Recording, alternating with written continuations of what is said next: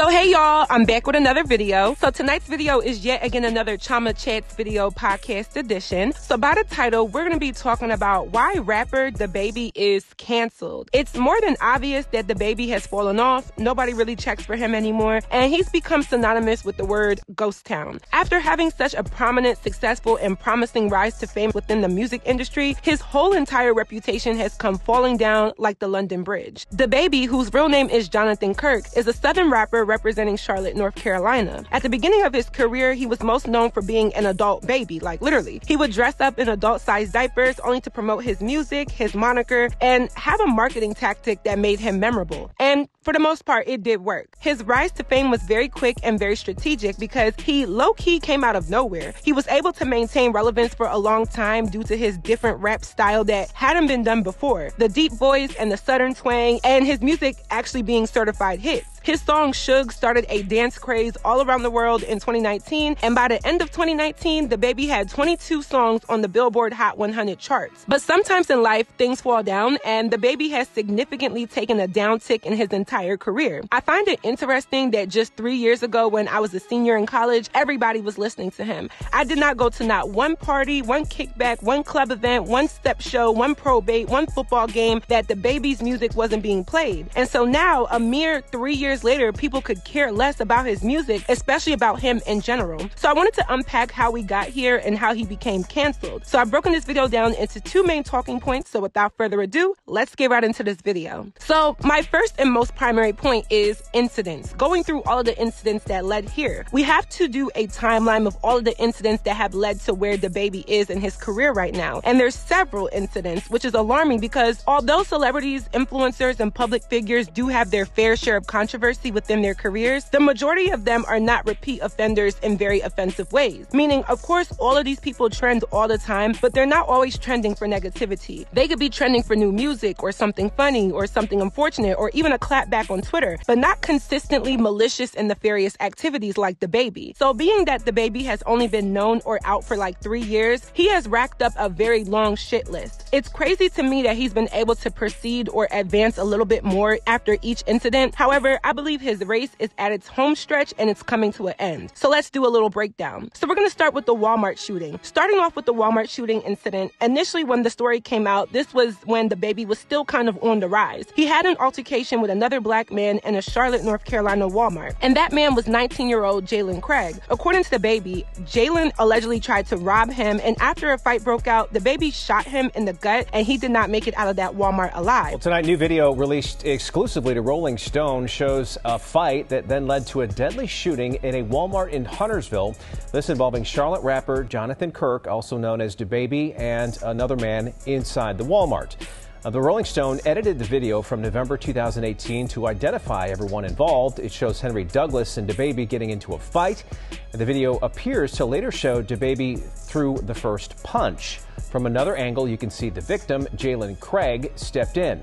The video goes back to the first angle. You can see customers running away from their carts, and then Dababy appears on the right-hand side there, looking like he has a gun in his hand and then stuffing it into his jeans. Now, Dababy said he killed Craig in self-defense while he was shopping with his family. Craig's family told the Rolling Stone they believe the video contradicts that. In a statement, Craig's mother, LaWanda Horsley, said that we feel like they just swept it under the rug and that Kirk knows what he did. Dababy pled to the authorities that it was self-defense, in which he was given unsupervised probation for 1 year, and that was just about it. He initially wasn't even going to get any type of repercussion because the one key witness never showed up to court. But Jalen Craig's family requested for a retrial, and then he was given the probation period, which is still a slap on the wrist for actually offing a man. To me, this was the powerhouse of the remainder of all of the other incidents to come because he really did not receive any harsh punishment for this. And it's almost out of the ordinary for someone to lose their life and the person who caused it to walk away scot-free, but money talks, and even though he wasn't as big as he is now when this incident took place, I do think when you have a level of celebrity, you do have resources that can benefit you in legal situations. Even Cardi B kind of got a slap on the wrist for ordering an attack on those 2 bottle girls in New York. We see this all the time. As much as Dababy claims self-defense, once the surveillance footage actually came out, it's almost questionable that this was truly self-defense because to me, it looks like Dababy attacked first. I feel like the narrative that was put out initially initially doesn't necessarily match the footage that was put out afterwards, but with the lack of audio, you can't really tell what's going on. So he basically got to walk off a free man after offing somebody, and like I said, this was the beginning of the end. This was probably his most heinous act, and he received the smallest discipline for it. And it created the lack of accountability that DaBaby has in all of the rampages and scuffles he's gotten himself into, because if the United States law let him get away with something like that, then I can only assume that DaBaby has an inflated ego to do whatever he wants to do to everyone else. The second incident I wanted to point out is when he hit a female fan. He literally punched a fan who was a woman. Now, I tell y'all all the time, if you see me out, speak to me. I'll chop it up with you. If you want to take a picture, I'll take a picture. I support my fans because my fans support me. Some of you subscribers are way more encouraging and supportive than some people in my real life. So you have to respect your fans. So 2 years ago, as DaBaby was headed on stage at a concert in Tampa, Florida, a female fan had her phone out recording him walking to the stage. And when you're that famous, because he was super big at that time, you should be trained enough to know that you're going to deal with crazy fans. But in this video, I don't believe that the fan was even acting that crazy. Although I do think she did violate his personal space by putting the phone that close to his face, I don't think a punch was warranted. So take a look at this footage. This is courtesy of DJ Academics. So DaBaby is in the red hoodie there. So watch the cell phone with the light on. It hits DaBaby in the face and immediately retaliates and slaps the person hard in the face. So police were called, but no arrests were made. So fans reportedly booed DaBaby off the stage because of the incident before he performed a single song. So DaBaby stood his ground on social media shortly after the incident, but now TMZ reports that the woman has hired lawyers. Oh. Last night, DaBaby went on Instagram and issued this apology. I do sincerely apologize. I do. I'm very sorry that there was a female on the other end of that flashlight on that phone. But keep in mind, I couldn't see you because you got the flash this close to me, which is okay, it's no problem. A lot of people did. They didn't put it as close as you put it, but a lot of people had flash on me, and that's okay. That's what I signed up for. That's the risk I take. How many people knew how to zoom in? Just zoom in instead of popping me in my mouth out with the phone. So I do apologize. There was a female on the other end. I think by this time, it's a well-known fact that male or female, I would have responded the same exact way. You can get flued out. I'll fly you out. We can sit down. We can have an adult conversation. I would love to apologize to you in person. I can apologize publicly. If you don't prefer that, I can apologize privately.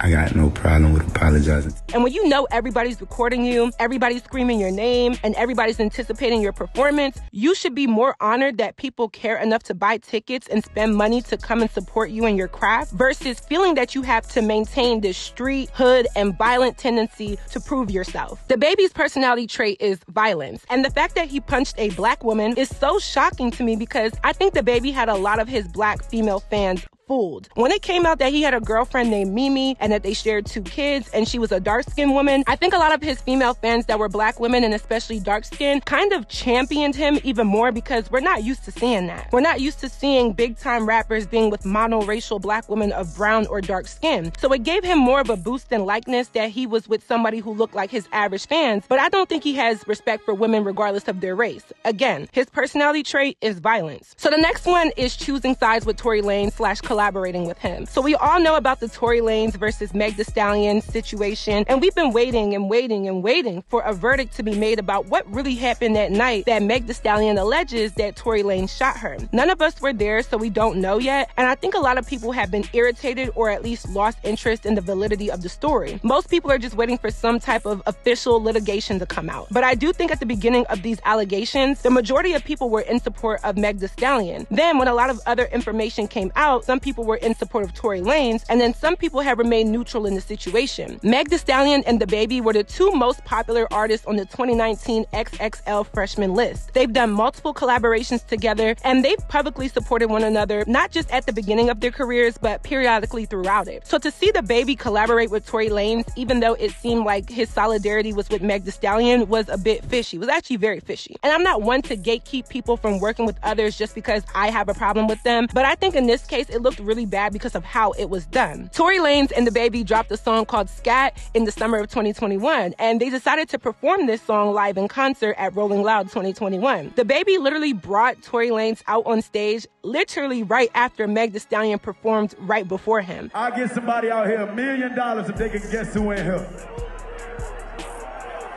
I got $1 million right now if you can guess who. 4 times, Stunner, who you think? Who? I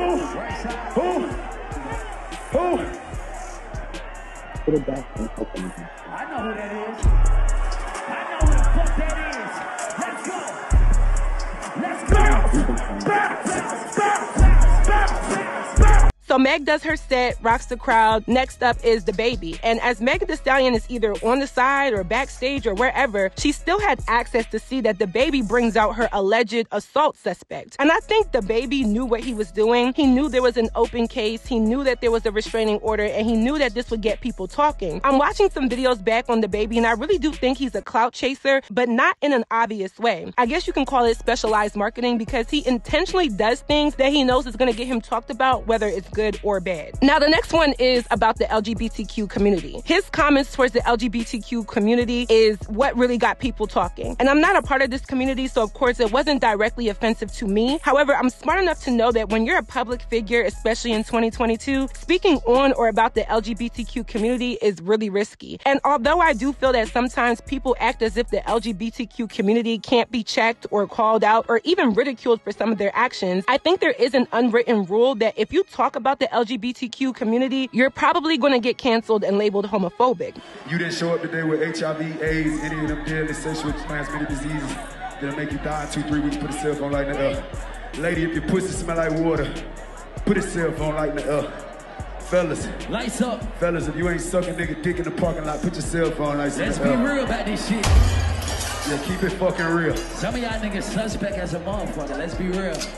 DaBaby is bold for making statements about the LGBTQ community, knowing that he was already on thin ice with his reputation and doing it in the manner in which he did. I think what gets me with this one is that yes, it may be offensive, but it was more unnecessary than anything. He was super unprovoked to make the comments that he did, and it kind of made no sense. I think he was trying to do a thing, he was trying to make it seem like he was cool with the LGBTQ plus community, and then the verbiage and the sentence structure completely failed the test. He lost so many endorsements after this. He was sponsored by Boohoo Men, the fashion company, and they kicked him off of their endorsement deal, as well as many other things went down the drain for him. And you would think that DaBaby would just show a little remorse, but referencing back to that time when he was able to get away with murder, he lost the moral of accountability. He does not have that, because he doesn't have to be accountable for a lot of his actions. But I believe it was the LGBTQ plus incident in which his luck really began to run out. Now, the next incident is calling the cops on his baby mother, Danny Lay, and his newborn child. Now, to me personally, I think this was the cherry on top. This was the sprinkles. This was the finale of all finales, because of course, offending the LGBTQ community is very bad to do in 2022, but disrespecting, hurting, or endangering women and children is just as bad. So while everybody was asleep one night in November 2021, DaBaby decided to go live for all of 30-40 seconds to show that he had called the police on his child's mother, Danny Lay, in the midst of her feeding their 3-month-old baby. I think this was worse than the LGBTQ comments, because people don't have to agree that you're gay. People don't have to like it. People don't even have to accept it. You'll get chastised if you do believe those things, but if we're being real, people don't have to accept that. But as a man, you do have an obligation to your child and to your girlfriend and baby mother to maintain their safety, provide for them, and keep them out of trouble. But DaBaby brought the problems right to his front door without any remorse and let everybody in the world in on his business, and didn't even consider his 3-month-old baby having to leave his house at 3 o'clock in the morning. I mean, just listen to how that sounds. I'm not going to play the clip because I just don't want to rewatch something like that where a child, in my opinion, is being neglected, so I'm just going to read this article. It says, a rep from the Charlotte Mecklenburg Police Department confirmed there were 2 incidents involving DaBaby and his child's mother, Danielle Curiel, aka Danny Lay, and that charges were filed against Curiel. On November 14th at around 11:59 p.m., officers responded to a domestic assault call for service at a home. Upon arrival, the victim, Jonathan Kirk, DaBaby's given name, said he had been assaulted by his girlfriend, Curiel. Officers referred DaBaby Kirk to magistrate's office to pursue charges against Curiel. In a separate incident on November 15th, around 9:35 a.m., officers responded to a disturbance at the same location where Kirk told the police that Curiel had assaulted him. As a result of the investigation, Curiel was served with a criminal summons for simple assault. Officers officers also obtained additional information that led them to charge Curiel with a second count of simple assault from the incident on November 14th. Now, if he was truly being assaulted, do what you have to do, because there are men that do suffer from domestic violence and so forth, and I'm not going to take that away. But I'm sorry, I just have a hard time believing that Danny could cause that much of a threat to him while their 3-month baby was in her arms. We don't know what happened before or after the live stream, but I do know that based off of track record, my gut tells me that he was the aggressor who played victim once the police arrived. You asked Danny to move in with you. You guys were living together. Y'all had a baby together, in which I assume that he told her to have his baby because men like him lie and want permanent attachments, even to women that they don't want to take seriously. And then we end up with this situation. To put your child's mother out with the baby in the middle of the night is where everybody checked out. Sometimes I think that men on the internet like to agree with negative or toxic behavior from their favorite rappers and influencers, because a lot of men do think the same. But the amount of men who were dragging the baby, saying that he was a cornball, a lame, and a big ball of basura, like pure rubbish, like just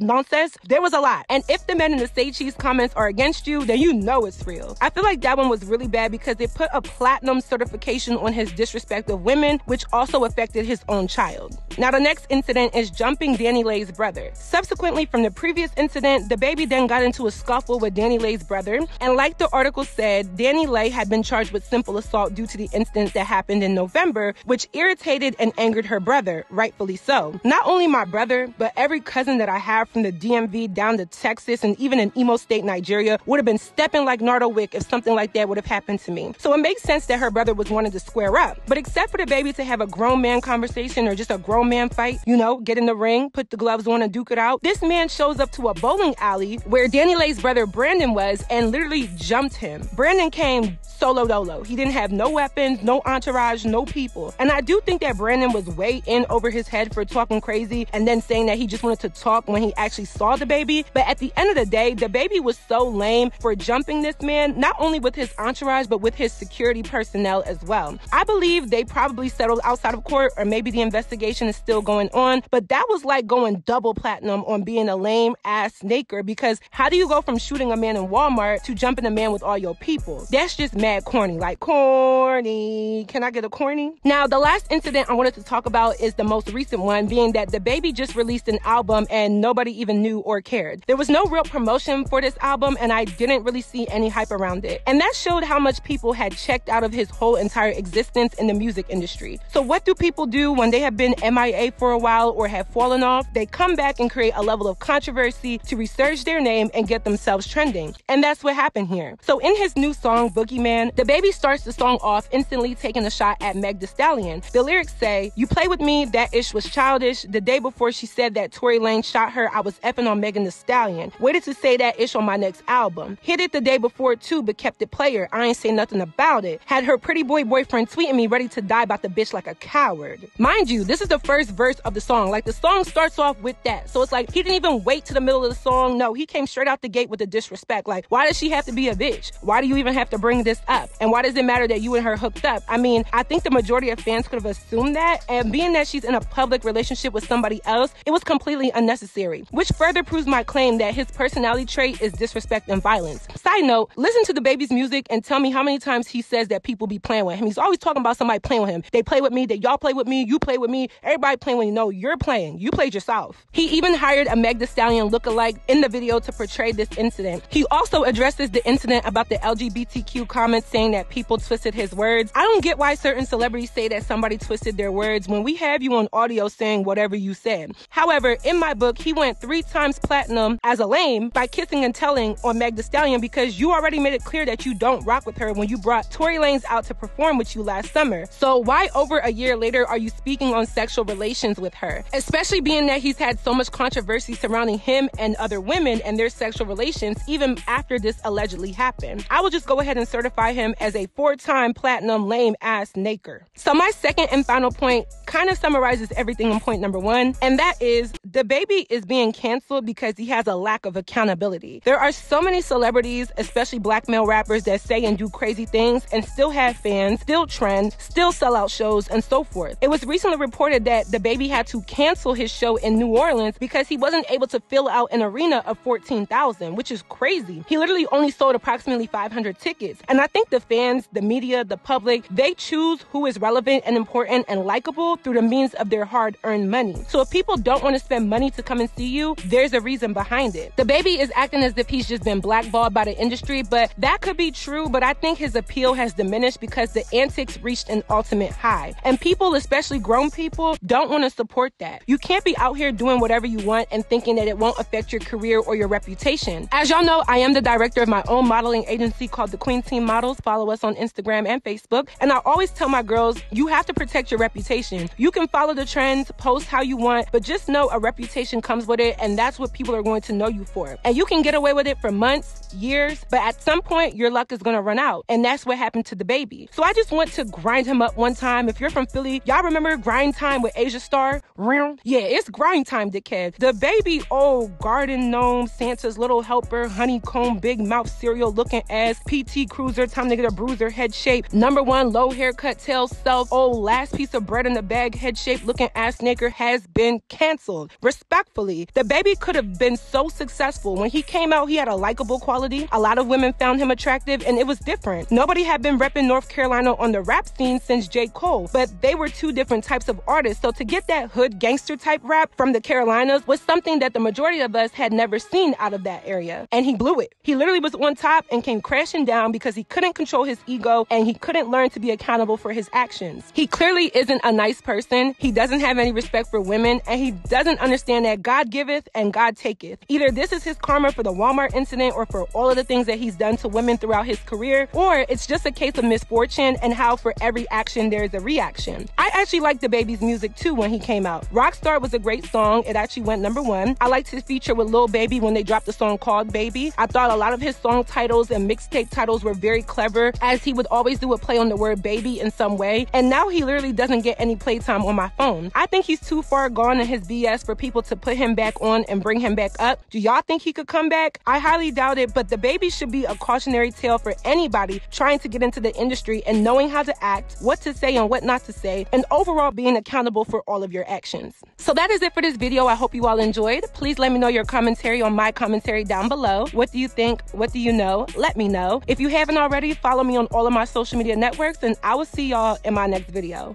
Bye, y'all. The blessings is my pockets, never deficit. You can't touch all this excellence. You gon' need a prerequisite. You gon' need some relevance, so cut it. OT Genesis. Back in the mail from my boys in the food shop. Big, meaty, spicy, juicy, baby, call me food. I said 24/7, we stacking, wrecking. I'm a bad bitch, you fraction, lacking. Counting bread while he playing Madden. I'm in the building, bitch, what's happening? Queen Chioma, pure satisfaction. I'm really a vet, these joints need practice. Running circles around them, we laughing. QTM girls like camera action. Wanna book the girls, you need 1,000 Andrew Jacksons. I go berserk, I make them hurt. I'm a contraction. YouTube hit 200K, but that was back then. Watch your back, bitch, you know I can make it happen. Your man a pendulum, you know that he's swinging right back, and he can't get enough of me, baby, cause I'm like that.